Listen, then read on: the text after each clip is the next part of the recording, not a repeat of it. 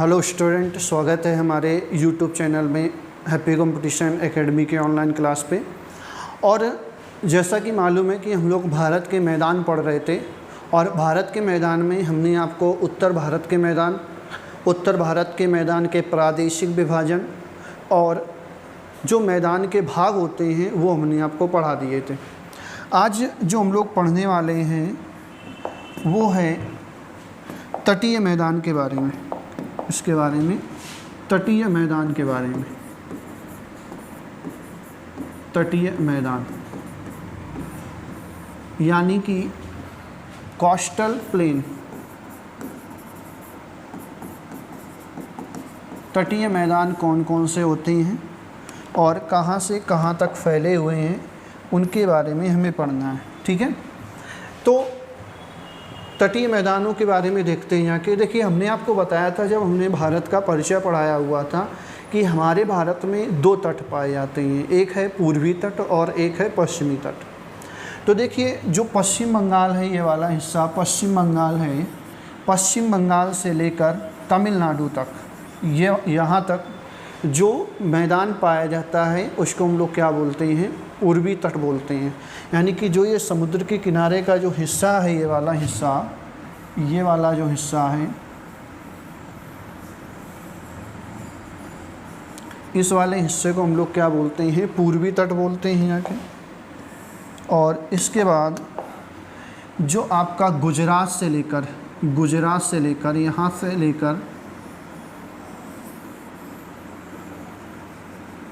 से लेकर जो यहाँ तक का हिस्सा है वो क्या कहलाता है, पश्चिमी तट कहलाता है।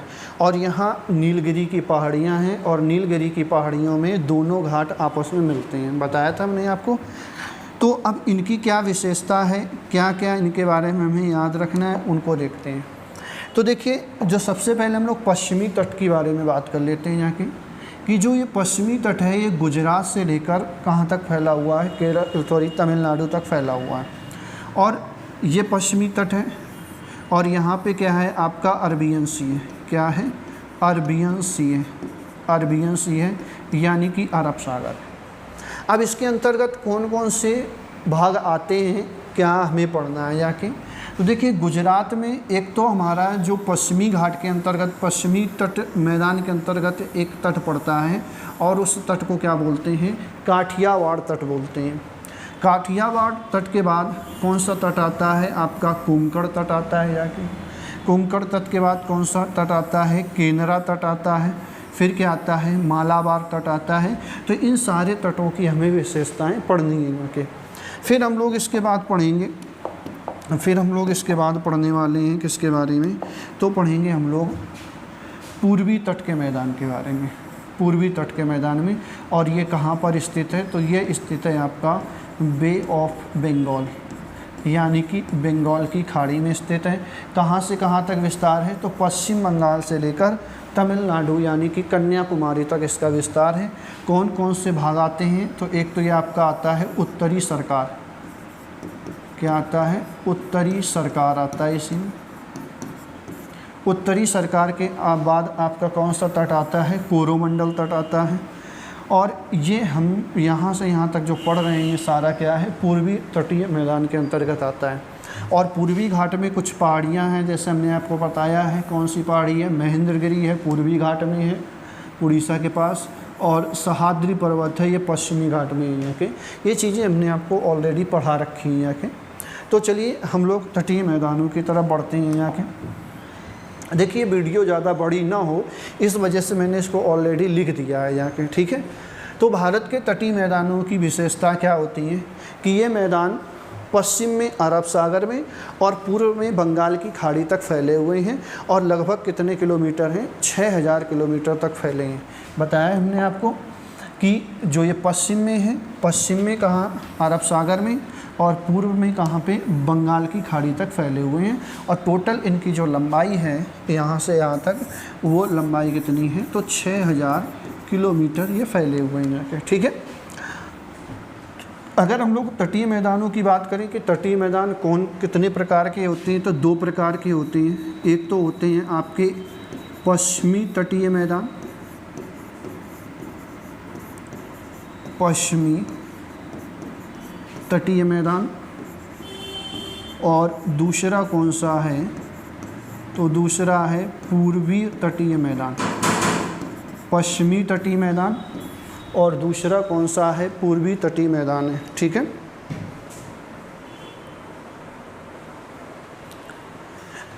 तो तटीय मैदान कितने प्रकार के होते हैं, दो प्रकार के, एक होते हैं पश्चिमी तटीय मैदान और एक होते हैं पूर्वी तटीय मैदान। तो हम लोग सबसे पहले जानते हैं किसके बारे में, पश्चिमी तटीय मैदान के बारे में जानते हैं। देखिए जो पश्चिमी तटीय मैदान है, इसकी अगर हम लोग स्थिति की बात कर लें कि इसकी स्थिति कहाँ है, किसके बीच में स्थित है, तो जो पश्चिमी तटीय मैदान है ये पश्चिम तट और अरब सागर के बीच में स्थित है। अभी हमने आपको बताया कि जो पश्चिमी तटीय मैदान है ये आपका कहाँ पर स्थित है, पश्चिम घाट और अरब सागर के बीच में स्थित है। बात क्लियर हुआ यहाँ की। दूसरी विशेषता क्या है, अगर इनके हम लोग विस्तार की बात करें तो इनका विस्तार उत्तर में कच्छ के रण से शुरू होता है और दक्षिण में कन्याकुमारी तक है। जो पश्चिमी तटीय मैदान है इनका जो विस्तार है वो उत्तर में कच्छ के रण से शुरू होता है और दक्षिण में कन्याकुमारी तक इनका क्या पाया जाता है, विस्तार पाया जाता है यहाँ के। दूसरा नेक्स्ट, उच्चावच और संरचना के आधार पर इनको कुछ उपभागों में विभाजित किया गया है। मतलब उच्चावच यानी कि ऊंचाई और संरचना के आधार पर इनको कुछ उपखंडों में विभाजित किया गया है। कौन कौन से उपखंडों में विभाजित किया गया है, तो पहला है जिसको हम लोग बोलते हैं कच्छ प्रायद्वीप। क्या बोलते हैं, कच्छ प्रायद्वीप बोलते हैं। कच्छ प्रायद्वीप के बारे में क्या है कि प्रारंभिक चरण में यह समुद्र और लेगून से घिरा हुआ था। लेगून क्या होता है, एक तरह की झील होती है, जैसे समुद्र का किनारा होता है और पहाड़ स्थित होते हैं, तो जो समुद्र की लहरें आती हैं वो पहाड़ों से टकराकर उनका जो पानी होता है वो कुछ दूसरी साइड में जाके एक गड्ढे में इकट्ठा हो जाता है जाके, और उनसे कौन सी झील बनती हैं, लेगून या अनूप झीलें बनती हैं जाके। बाद में यह सिंधु नदी द्वारा लाए गए अवसाद, अवसाद का मतलब क्या होता है, सेडिमेंट और समुद्रों और लेगून को भर दिया था। मतलब जो सिंधु नदी है, सिंधु नदी द्वारा जो सेडिमेंट लाया गया था उसने क्या कर दिया, समुद्रों को और लेगून को क्या कर दिया, भर दिया, जो इस क्षेत्र से होकर बहती थी जाके, इस क्षेत्र से होकर बहती थी जाके। और बाद में ये द्वीप मुख्य भूमि का क्या बन गए, हिस्सा बन गए। मतलब सिंधु नदी इसमें लगातार अवसाद सेडिमेंट भरती रही और ये क्या बन गए, प्लेन बन गए और जाके मुख्य द्वीप का क्या बन गए, हिस्सा बन गए जाके। ठीक है, नेक्स्ट इसकी क्या विशेषता है कि वर्षा की कमी और पवन की गति के कारण यह क्षेत्र शुष्क और अर्ध शुष्क परिस्थितियों का निर्माण हुआ है। यानी कि वर्षा की कमी और जो पवनें चलती रहती हैं यहाँ के, उन पवनों के कारण यहाँ पर यह क्षेत्र है ये शुष्क और अर्ध शुष्क क्षेत्र में परिवर्तित हो गया है जाके। आगे क्या कहा गया, तटीय रेत और टीले चट्टानी पहाड़ियों के बीच में रेतीले मैदान पर इस क्षेत्र की मुख्य विशेषता है। यानी कि रेत के टीले, इसके किनारे कच्छ का जो रण है इसके किनारे क्या है, तटीय रेत के टीले बने हुए हैं और पहाड़ियाँ हैं, कैसी, चट्टानी पहाड़ियाँ हैं और उनके बीच में क्या बना हुआ है, ये रेतीला मैदान है। यानी कि रेत के टीले हो गए यहाँ के और पहाड़ियाँ हो गई और उनके बीच में ये क्या है, रेत का मैदान बना हुआ है। ये इस मैदान की विशेषता है यहाँ के। और इसको दो प्रमुख क्षेत्रों में क्या किया गया है, उपविभाजित किया गया है। यानी कि जो आपका कच्छ प्रायद्वीप है इसको कितने उपभागों में विभाजित किया गया है, दो भागों में विभाजित किया गया है। अब वो दो भाग कौन कौन से हैं जाके देखिए, एक है जिसको हम लोग बोलते हैं ग्रेट रण और दूसरा कौन सा, जिसको हम लोग बोलते हैं लिटिल रण। इनकी क्या विशेषताएं हैं जाके देखिए। जो ग्रेट रण होता है जाके, जो ग्रेट रण होता है ये कच्छ के उत्तर में फैला है और किससे भरा हुआ है, लवण से भरा मैदान है। यानी कि जो कच्छ का रण है उसके उत्तर में फैला हुआ है और ये भरा किससे है, लवण से भरा हुआ मैदान है। यहाँ की लंबाई की बात करें तो 320 किलोमीटर है, चौड़ाई की बात करें तो 160 किलोमीटर है और क्षेत्रफल की बात करें तो 21,500 किलोमीटर स्क्वायर में ये क्या है, फैला हुआ है ग्रेट रण। और क्या विशेषता है कि वर्षा में यहाँ पे जो नदी आती हैं, बनास और लूनी नदी, ये नदियाँ यहाँ पर बाढ़ उत्पन्न कर देती हैं। जब वर्षा का सीज़न आता है, बरसात का सीज़न आता है, तो बनास और लूनी नदी इस क्षेत्र में क्या कर देती हैं, बाढ़ उत्पन्न कर देती हैं। अब लिटिल रण की क्या विशेषता है जाके, कि जो लिटिल रण है ये ग्रेट रण के दक्षिण में स्थित है। जो लिटिल रण है ये ग्रेट रण के दक्षिण में स्थित है, जाके ध्यान रखना है। और उसी को क्या किस नाम से जाना जाता है, लिटिल रण के नाम से जाना जाता है। कच्छ के तट और दक्षिण पूर्व में स्थित है। ये कच्छ के तट के दक्षिण पूर्व में स्थित है। कौन, लिटिल रण दक्षिण पूर्व में स्थित है जाके। नेक्स्ट आगे बात करते हैं हम लोग। फिर इसके बाद जो नेक्स्ट प्रायद्वीप आता है जिसका नाम है काठियावाड़ प्रायद्वीप। काठियावाड़ प्रायद्वीप की स्थिति क्या है, तो ये कच्छ क्षेत्र के दक्षिण में स्थित है। जो कच्छ क्षेत्र हमने पढ़ाया, कच्छ प्रायद्वीप पढ़ाया, उस प्रायद्वीप के ये दक्षिण में स्थित है जाके। ये यहाँ की विशेषता है जाके। पूर्वी और उत्तर पूर्वी ओर से यह लिटिल रण और नल बेसिन से घिरा हुआ है। यानी कि इसके पूर्व क्षेत्र में लिटिल रण है और उत्तर पूर्व क्षेत्र में कौन सा बेसिन है, नल बेसिन है। इस नल बेसिन से ये घिरा हुआ है जाके। और इसके मध्य भाग में जो पहाड़ियाँ हैं उन पहाड़ियों को क्या बोलते हैं, मांडव पहाड़ियाँ बोलते हैं। इसके मध्य भाग में कौन सी पहाड़ियाँ हैं, मांडव पहाड़ियाँ हैं। और उन पहाड़ियों से छोटी छोटी नदियाँ क्या होती हैं, सभी दिशाओं में निकलती हैं। यानी कि जो ये मांडव पहाड़ियाँ हैं, इन पहाड़ियों से जो छोटी छोटी नदियाँ हैं वो क्या होती हैं, सभी दिशाओं में निकलती है। जैसे मान के चलिए ये पहाड़ी है, मांडव पहाड़ी, और इससे क्या हो गई, इसके अगल बगल से छोटी छोटी नदियाँ होती हैं, वो क्या होती हैं, सभी दिशाओं में निकल जाती हैं। कोई इधर को जा रही, कोई इधर को जा रही, इस तरह से निकलती रहती हैं। दूसरा पॉइंट ध्यान रखना है कि जो माउंट गिरनार है इस क्षेत्र की सबसे ऊंची चोटी है। किस क्षेत्र की, काठियावाड़ प्रायद्वीप की। अगर आपसे पूछा जाए कि काठियावाड़ प्रायद्वीप की जो सबसे ऊंची चोटी है वो कौन सी है, तो वो है आपकी माउंट गिरनार। कौन सी है, माउंट गिरनार। और उसकी ऊंचाई कितनी है, तो माउंट गिरनार की ऊंचाई है 1117 मीटर। कितनी है, 1117 मीटर, 1117 मीटर है। और क्या विशेषता है इस क्षेत्र की, देखिए क्या कहा गया, गिर रेंज काठियावाड़ प्रायद्वीप के दक्षिण में स्थित है। आपको मालूम होगा कि यहाँ पर गिर पहाड़ी पाई जाती हैं, बताया था हमने, गिर पहाड़ी पाई जाती हैं। और वहीं पर गिर नेशनल पार्क भी स्थित है। तो गिर रेंज काठियावाड़ प्रायद्वीप के किस भाग में स्थित है, दक्षिण भाग में स्थित है। और जो ये गिर रेंज है ना, ये सघन वनों से ढकी हुई है। और हमने बताया था यहाँ पे शेर पाए जाते हैं, ध्यान रखना है यहाँ पे। यानी कि हम ये कह सकते हैं कि यहाँ पर जो गिरनार पहाड़ी पाई जाती है वो किस रेंज में पाई जाती है, गिर रेंज में पाई जाती है। और गिर रेंज कहाँ पर स्थित है, तो काठियावाड़ प्रायद्वीप के दक्षिण में स्थित है। और विशेषता क्या है कि ये सघन वृक्षों से घिरी हुई है। यानी कि यहाँ पे जो वन है वो बहुत ही घने वन है। और उन घने वनों में कौन सा जंतु पाया जाता है, तो शेर पाया जाता है। नेक्स्ट आगे देखते हैं, आगे कौन सा प्रायद्वीप है, तो आगे है गुजरात का मैदान। आगे कौन सा है, गुजरात का मैदान। तो गुजरात के मैदान की स्थिति की बात करें तो कहाँ है, ये कच्छ और काठियावाड़ के पूर्व में है। यानी जो कच्छ का प्रायद्वीप था, कच्छ प्रायद्वीप था, और काठियावाड़ प्रायद्वीप था, उसके पूर्व में स्थित है कौन, गुजरात का मैदान स्थित है जाके।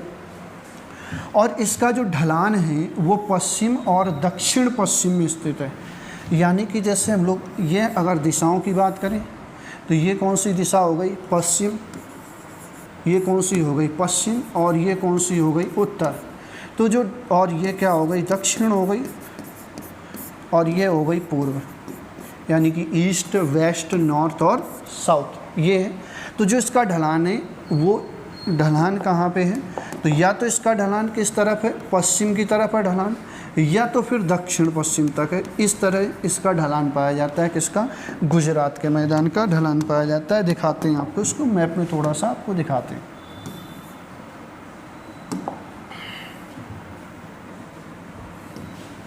देखो गुजरात का जो मैदान है इसका ढलान होगा, इसका जो ढलान होगा वो किस तरफ का होगा, या तो इसका ढलान इस तरफ का होगा, पश्चिम की तरफ का होगा, या तो इसका ढलान इस तरफ होगा, यानी कि दक्षिण पश्चिम की तरफ होगा। तो ये गुजरात मैदान की विशेषता है। क्या विशेषता है कि जो इसका ढलान होगा या तो वो पश्चिम में होगा, कहाँ पर होगा, या तो वो पश्चिम में होगा जाके, या तो फिर इसका ढलान कहाँ पर होगा, तो ये ढलान क्या होगा, दक्षिण पश्चिम की तरफ होगा। इस तरफ होगा, ये दक्षिण पश्चिम की तरफ ढलान होता है जाके, ठीक है।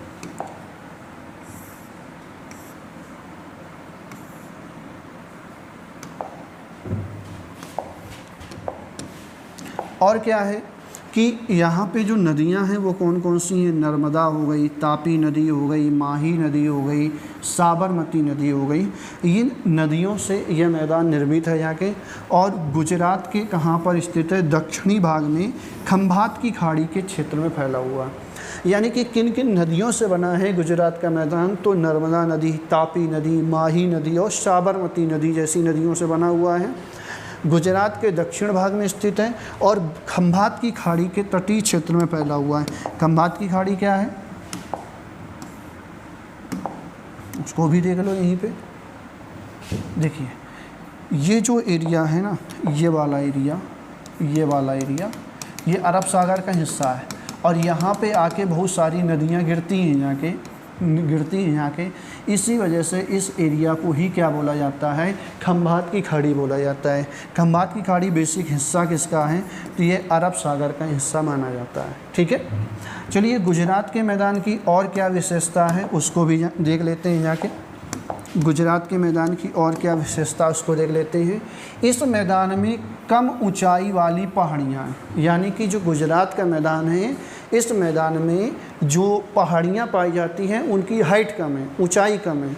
और उनकी जो लगभग ऊंचाई है वो 150 मीटर से अधिक नहीं है। यानी एवरेज जो हाइट है उन पहाड़ियों की वो लगभग कितनी है, 150 मीटर है। इस मैदान की और क्या विशेषता है कि पूर्वी भाग अवसाद से बना हुआ है। यानी कि जो गुजरात का मैदान है, गुजरात के मैदान का जो पूर्वी भाग है वो भाग अवसाद यानी कि सेडिमेंट से बना हुआ है। अवसाद यानी कि किससे बना हुआ है, सेडिमेंट से बना हुआ है जाके, ठीक है। और उपजाऊ और कृषि के लिए उपयुक्त बनाता है। यानी कि जो पूर्वी भाग है वो सेडिमेंट से बना हुआ है, इसी वजह से यह क्षेत्र कैसा है, उपजाऊ है और कृषि के लिए उपयुक्त है, यूज़फुल है जाके। अगर ये नदियों के सेडिमेंट से ना बना हो जाके तो यहाँ पर कृषि नहीं होगी, उपजाऊ नहीं होगा जाके, ठीक है। आगे क्या कहा गया है इसमें, अगला पॉइंट जो कि इम्पोर्टेंट है, कहा गया है तटीय भाग पवनों द्वारा लाए गए लोस से ढका है। लोस का मतलब क्या होता है, लोस का मतलब होता है जो पवन होता है अपने साथ मिट्टी लेके आता है उड़ा के, जब हवाएं चलती हैं यहाँ के तो मिट्टी छोटे छोटे कण लेके आता है, तो उससे ढका हुआ है जाके, जिसने अर्ध शुष्क परिस्थितियों का निर्माण किया है जाके। यानी कि जब पवन होगी और पवनी मिट्टी अपने साथ लेके आएंगे, छोटे छोटे कण उड़ा के लेके आएंगे, तो वो ढक जाएगा, और ढक जाएगा तो वहाँ पे कैसा बन जाएगा, अर्ध शुष्क एरिया बन जाएगा, जिसको हम लोग बोलते हैं semi mercy area. Semi mercy area, sorry semi dry, mercy नहीं, सेमी ड्राई एरिया। यानी कि यहाँ पे जो कंडीशन होंगी वो कैसी होंगी, सेमी ड्राई होंगी, यानी कि अर्ध शुष्क होंगी। ये बात क्लियर हुआ जाके। तो देखिए आज हमने जो आपको बता दिया है वो हमने बताया है आपका काठियावाड़ मैदान के बारे में, गुजरात के मैदान के बारे में। कल हम लोग पढ़ेंगे कोंकण, कल हम लोग पढ़ेंगे किसके बारे में, तो कल हम लोग पढ़ेंगे कोंकण के बारे में, कोंकण तट के बारे में। और किसके बारे में पढ़ेंगे, केनरा तट, और हम पढ़ेंगे मालाबार तट के बारे में। इसके अलावा पूर्वी घाट के जो मैदान हैं, जिसमें से आपका आता है उत्तरी सरकार का मैदान और पूर्व मंडल तट, इनको कल की वीडियो में हम लोग पढ़ने वाले हैं यहाँ के, ठीक है। मैंने वीडियो की पीपीटी ऑलरेडी इसलिए तैयार की थी यहाँ के, क्योंकि हम आपको थोड़ा एक्सप्लेन करना चाहते थे और इस वजह से ज़्यादा वीडियो लंबी ना हो जाके, इस वजह से मैंने ये पीपीटी बना के ऑलरेडी तैयार कर ली थी यहाँ के, ठीक है। तो आप इसको पढ़ना और आपके मन में कोई भी डाउट हो जाके तो आप हमसे पूछ सकते हैं यहाँ के कमेंट बॉक्स में। तो अगर आपको वीडियो पसंद आई हो तो लाइक करें, शेयर करें, कमेंट करें और हमारे चैनल को सब्सक्राइब करें। धन्यवाद।